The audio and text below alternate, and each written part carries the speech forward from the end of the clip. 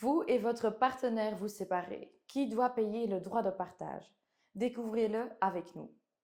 Une séparation n'est jamais facile. En plus des aspects émotionnels, il faut malheureusement aussi gérer des questions pratiques. Si l'un de vous décide de rester dans la maison et donc de racheter la part de l'autre, une taxe doit être payée. Ce droit s'appelle officiellement le droit de partage, mais est souvent surnommé la taxe de séparation. Concrètement, cette taxe est due lorsqu'un bien immobilier appartenant à plusieurs copropriétaires est redistribué.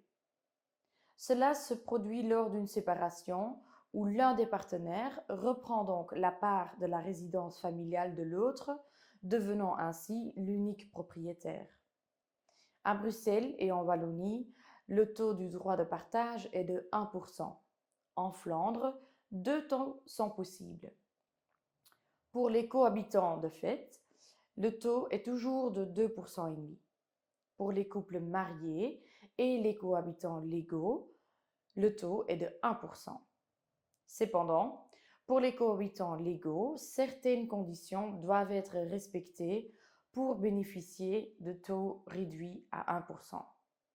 La cohabitation légale doit avoir duré au moins 1 an et le partage du bien immobilier doit avoir lieu dans les 3 ans suivant la fin de la cohabitation légale. Le droit de partage ou taxe de séparation est calculé sur la valeur convenue du bien immobilier.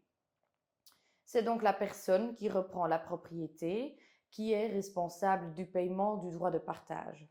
Bien sûr, vous pouvez convenir entre vous que quelqu'un d'autre prendra en charge les frais, mais cela reste un accord entre vous et n'est pas opposable à l'administration fiscale flamande. Vous souhaitez en savoir plus sur l'immobilier? N'hésitez pas à nous suivre sur ce compte.